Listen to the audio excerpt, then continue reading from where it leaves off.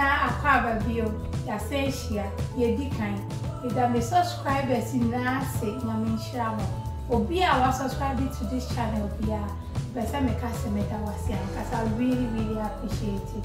Once I want subscribe baby I'll share me but more than subscribe so na e de na ekoyi na e Valentine special ya ni ye try anone starter ye try anone juice no where they main and I'm a brown into them wow I very simple excuse be any also to me because they're very simple yeah me wow I ram steak so on per ram steak be a pay be a bit to me use and that way salt and that way say black peppercorn whole one and I'm person me the chill I say net here on black peppercorn whole one and I'm a crushy way.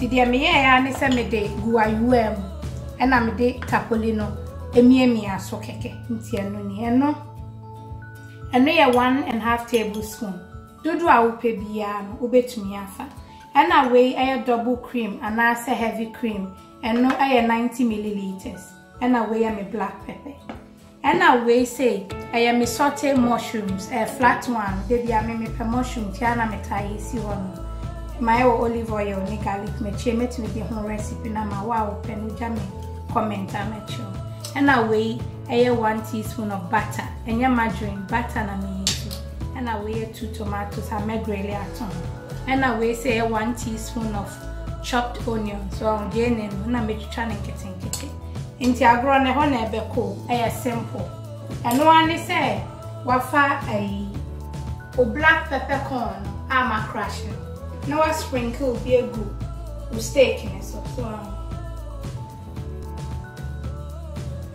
add the salt a crab so now the black pepper me pep fresh one and so do also now I need the other side.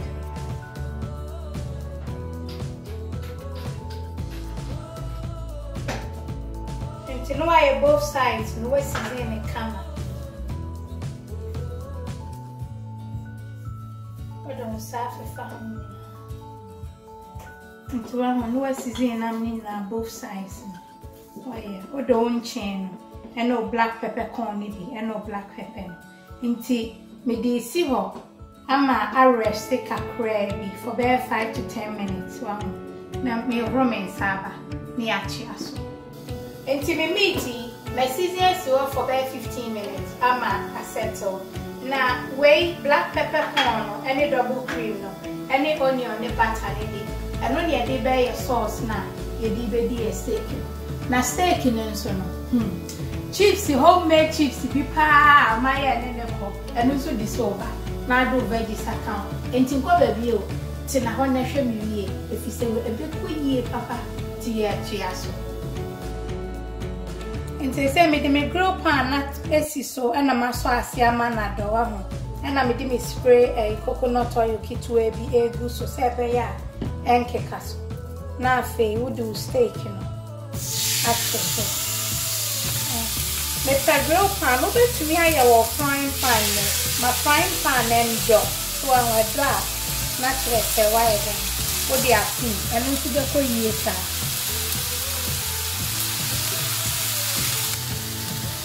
And they said that's for about 3 minutes. So open rare and one is between 1.5 to 2 minutes on each side. So and that's open medium rare. But me per se I say almost more than 3 minutes. So Obia was send your penny meat. And to send your open on no way. That's we no more than 3 to 4 minutes here.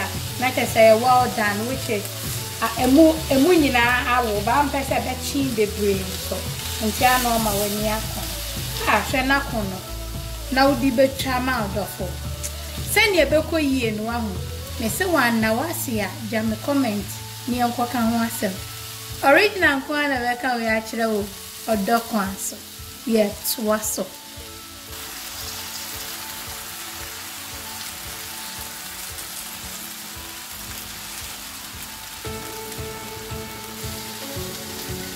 mistake in I read you so now wait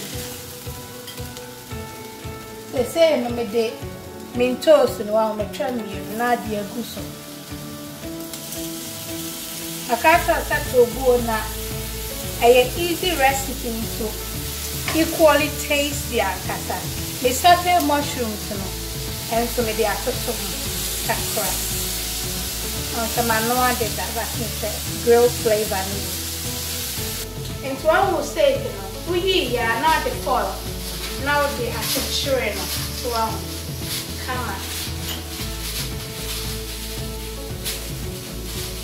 so let's say one concentrate away so 2 years now homemade chips no and no veggies quite go ye yes ya so now done that so and my name is Peche so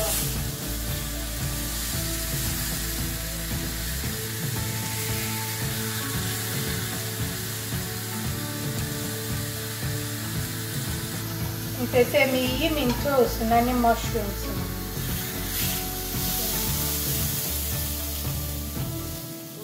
Now what do more grill pan? And to me pan, me de 125 milliliters of water. Aba man de cool kakrebi. Now dear guso. So now dear deglazing no. Now so dear bekan sauce na. Yeah babe. Yeah babe. Peppercorn sauce meaty. We say I need to ni na juice ni na. Ntimi hwie ni achia so. Nti say me dey me frying pan yes so. Now we dey 1 teaspoon of butter no atom. Brown. Na yani low say be ya butter ni nye den enhye. Into butter near say melt now they will chopped onions no 1 teaspoon. As I will chip brown butter. Oh, I bet me the olive oil I can, but me no me pew so and tis a wolf, I bet me the account and then so they could yes, and also sometimes a bois and my butter no and shake bam. Me butter no me control jam come on senti and shade.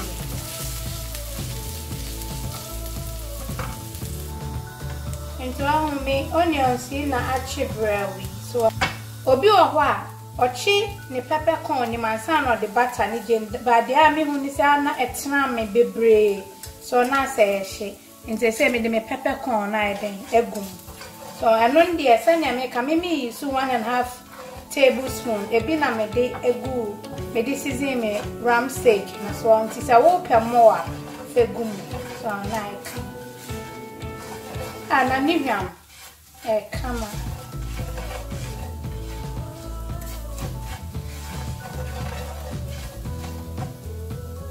and say me pan no me de grill enam no me de glaze no eno na me di gum so into flavor I need a drawer. Now I show what be your windows now do extractor at so because my conbones and there's a trauma. And say na nothing. Would do double cream and not heavy cream, not dear gum. Now who can more brown. So see now I come in you. A simple.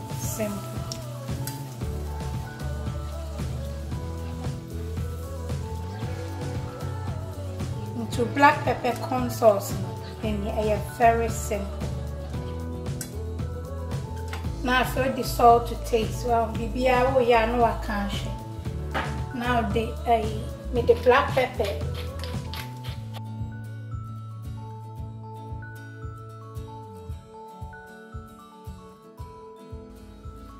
And the peppercorn sauce in the video. Now me bachelor the abamo who say I am ready. So I do what 3 initial say now peda na ko 2 1 na just say okay. So it may be an ni hwie ni achia so. Enti hwa de ye di na ya yo. Simple. Wash your steak in. Grilled tomatoes in. Maybe peas and a carrot one. And my homemade chips and also this so chunky ones. A simple recipe, but I know you really love it. And I'll sauce in it. Hey, I will be sheer good steak is ready. Come on, I heard you. Should I say ready? Cameraman crash up at them. I see why do application baby and say what sister I do when him say you man never they say it's a say do obey you. Mommy has been yesterday. Life is too short. Nah, original. Dear me DJ, I tiawana. Say a Valentine, I now do as a more sweet.